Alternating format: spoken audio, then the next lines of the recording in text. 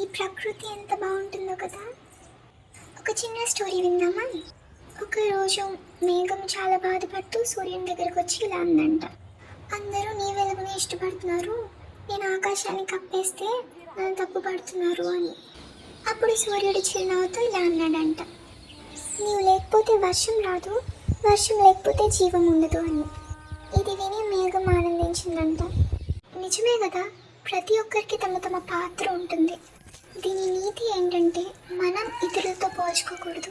ఇక్కడ ఒక్కొక్క చెట్టు ఒక్కొక్క రకంగా ఉంది, దాని ఉపయోగం ఒక్కొక్క రకంగా ఉంటుంది.